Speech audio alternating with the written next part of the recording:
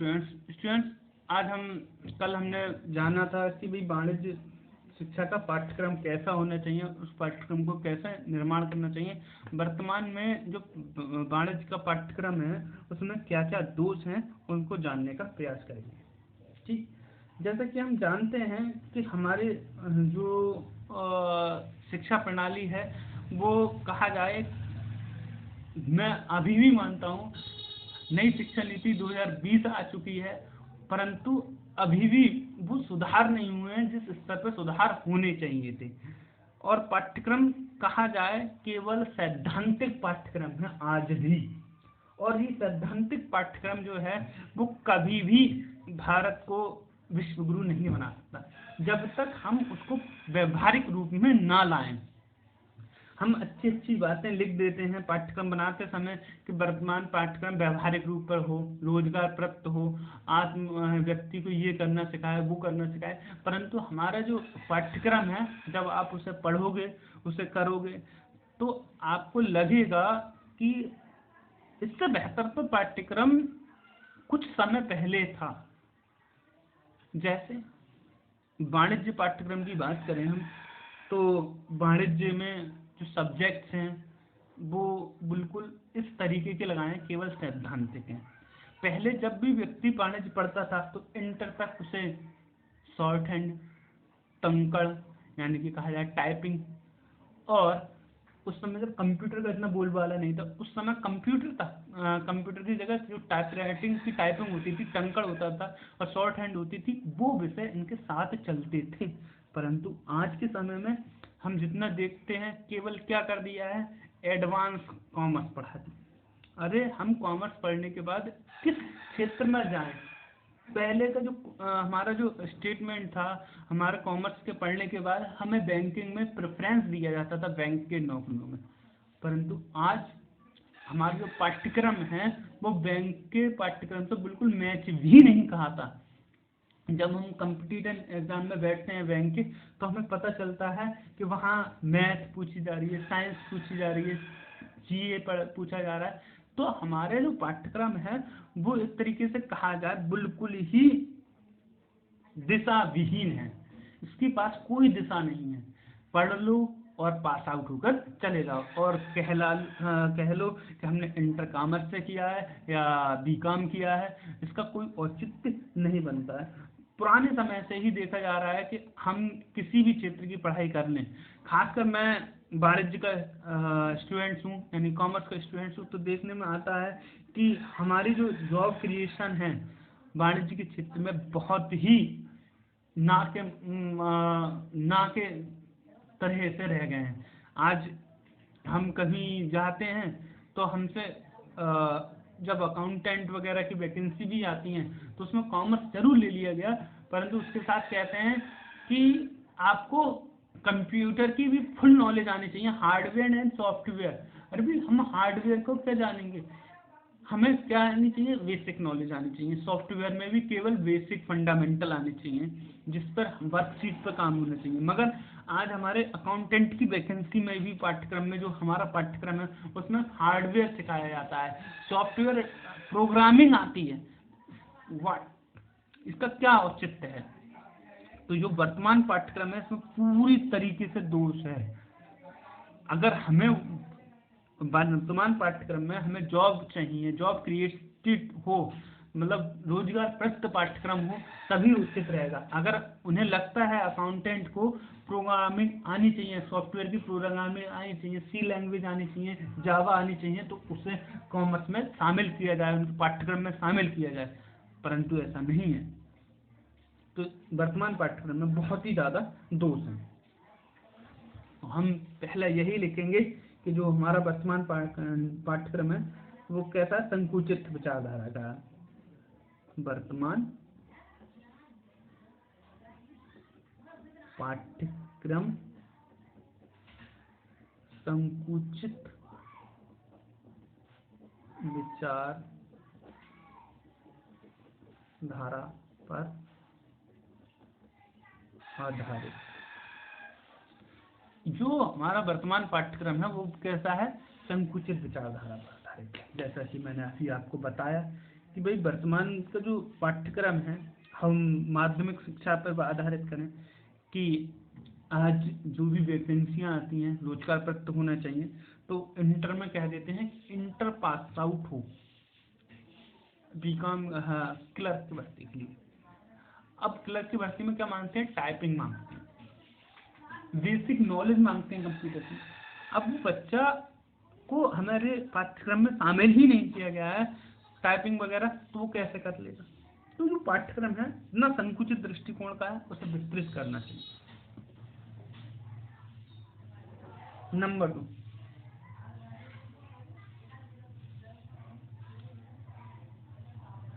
सैद्धांतिक पाठ्यक्रम।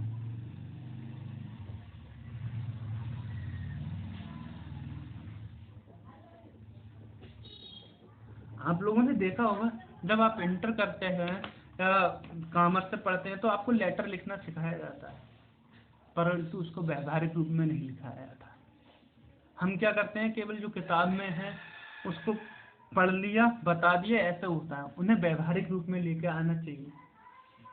ठीक है, हमें पढ़ाए जाते हैं कि व्यवहारिक पत्र ऐसे होते हैं, सैद्धांतिक पत्र ऐसे होते हैं, ये ऐसे होते हैं। हम जब पास आउट होते हैं तो पता चलता है कि बच्चों को एप्लीकेशन तक आपने प्राचार्य को लिखना नहीं आती।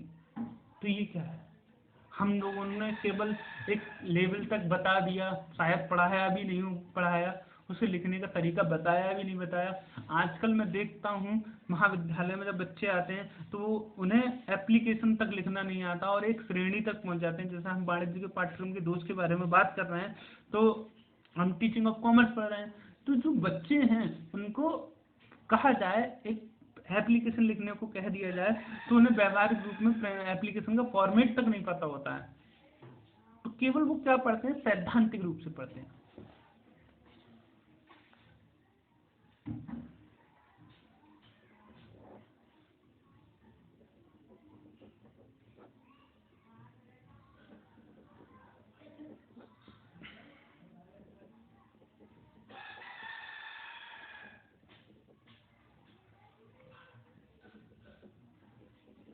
इसमें विषय वस्तु का बाहुल्य होता है, यानी कि क्या होता है, वाणिज्य से संबंधित चीजें बहुत होती हैं। भाई हमें ये पढ़ना है, कॉमर्शियल चीज ये पढ़ना है, वो पढ़ना है, मतलब उसकी बाहुल्यता बहुत होती है।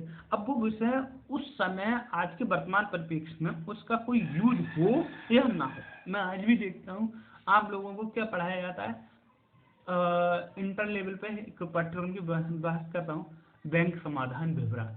अरे आज के समय में बैंक समाधान विवरण का क्या औचित्य रह गया है, पूरा कंप्यूटराइज हो गया। उन्हें सिखाएं कि जो क्रेडिट कार्ड क्या है, डेबिट कार्ड क्या है, उनका लेन देन किस तरीके से होता है, मगर नहीं, बैंक समाधान विवरण सिखाएंगे जिसका आज के समय में कोई यूज नहीं है, यूजलेस। बस पाठ्यक्रम में पहले था तो अब भी रहेगा, नॉनसेंस। 4, इसका निर्माण व्यक्तिगत भिन्नताओं के नियम पर आधारित नहीं। जो इसका निर्माण है, पाठ्यक्रम का निर्माण है, यानी पाठ्यक्रम का निर्माण या इसका निर्माण व्यक्तिगत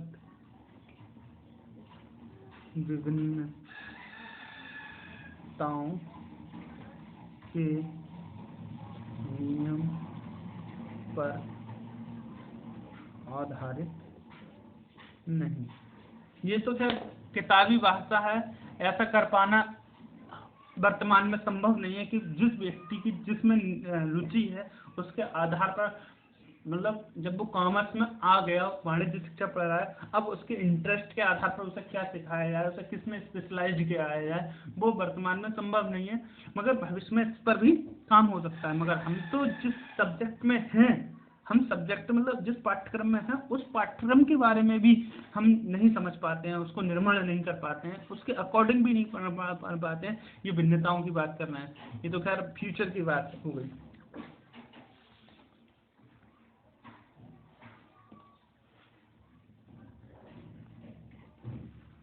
पाठ्यक्रम जीवन से संबंधित नहीं। हमारा जो पाठ्यक्रम है, खासकर वाणिज्य का पाठ्यक्रम, वो हमारी लाइफ से कतई ही मैच नहीं करता। क्या सुधार हो रहा है पाठ्यक्रम, हम एक हद तक पढ़ लेते हैं, उसके बाद हमें ये तक नहीं ज्ञात होता है कि इसका उपयोग कैसे करना है, अपनी लाइफ में किस तरीके से यूज करना है।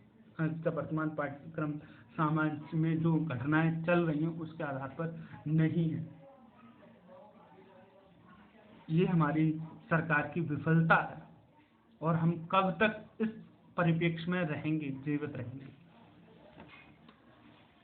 हमारे लाइफ से इसका कोई मतलब नहीं होता है, हमने पढ़ लिया कि ये कर लिया या वो कर लिया।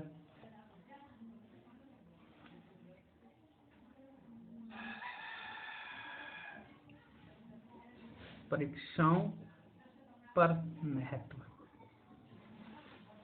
शायद 2020 की जो शिक्षा नीति है उसमें परीक्षाओं को पर इतना महत्व नहीं दिया गया है, परंतु इतना सरल कर दिया गया है कि मतलब आगे बढ़ना कि वो भी एक तरीके से अनुचित ही है।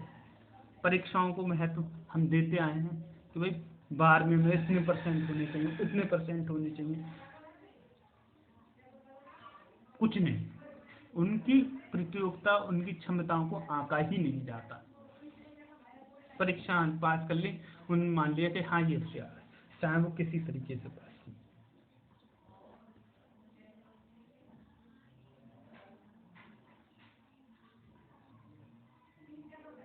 पाठ्यक्रम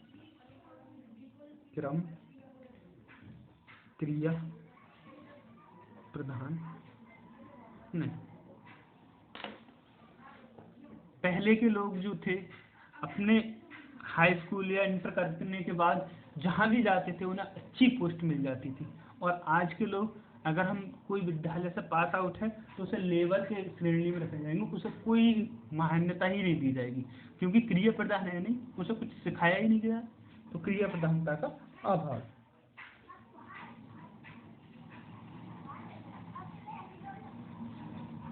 खासकर कहूँ उद्देश्य का अभाव, यानी कि लक्ष्य का अभाव कह सकता हूँ मैं, लक्ष्य का अभाव। आज हम उद्देश्य है कोई नहीं पता, कॉमर्स पढ़ रहे हैं उन्हें यही नहीं पता हम कॉमर्स के बाद क्या करना है, सीए करना है, एमबीए करना है, बीएड करना है, क्या करना है। उनके लक्ष्य नहीं होते, लक्ष्य विहीन पढ़ना शुरू कर देते हैं। हम जब पाठ्यक्रम निर्माण करते हैं तो लक्ष्य सामने होना चाहिए, उसके आधार पर काम होना चाहिए। Thank you very much.